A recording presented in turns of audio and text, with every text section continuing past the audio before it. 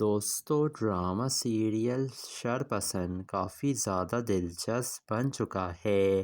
اب فرحت انکل اپنی بیوی سے کہہ رہے تھے کہ تم مجھے محلے کی باتیں بتا نہیں رہی ہو اتنے دن سے، کوئی تو نئی چنگاری اٹھی ہوگی نا؟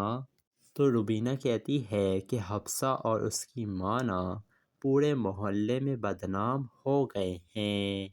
یہی بات تو فرحت صاحب سننا چاہتا تھا، اور پھر وہ کہتا ہے کہ ابھی تو پارٹی شروع ہوئی ہے، آگے آگے دیکھو ہوتا ہے کیا۔ دوسری طرف حفصہ کی طبیعت کافی زیادہ خراب ہو جاتی ہے اور وہ بار بار لوگوں کو بلا رہی تھی کہ کوئی تو مدد کے لیے آئے۔ وہ فرحت صاحب کے گھر کے باہر بھی آتی ہے اور کہتی ہے حاجی صاحب باہر آئیے، لیکن کوئی بھی حفصہ کی ماں کی بات نہیں سن رہا تھا۔ دوسری طرف فرحت صاحب کی بیوی پارک میں بیٹھی ہوئی تھی اور وہ حفصہ کی کردار کشی کر رہی تھی اور کہہ رہی تھی جب رات بھر لڑکی گھر سے باہر رہتی ہو تو لوگ تو یہ باتیں کریں گے نا۔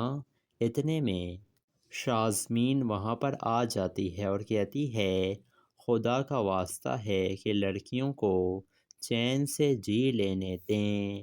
یہ سن کر روبینہ کہتی ہے کہ تمہاری ہمت کیسے ہوئی مجھ سے اس طرح کی بات کرنے کی؟ تم جانتی نہیں ہو میں فرحت کی بیوی ہوں۔ یہ سن کر شازمین کہتی ہے کہ تم فرحت کی بیوی ہو، اسی وجہ سے تم سے میں اس طریقے سے بات کر رہی ہوں۔ دوسری طرف ثنا اپنے شوہر فدا کو منع کرتی ہے کہ اب وہ فرحت سے نہیں ملے گی، لیکن فرحت کی حقیقت تو ابھی سب لوگوں کو پتہ ہی نہیں چلی ہے کہ وہ سب کے سامنے تو بڑا نیک بنتا ہے، لیکن اصل میں یہی شرپسند ہے۔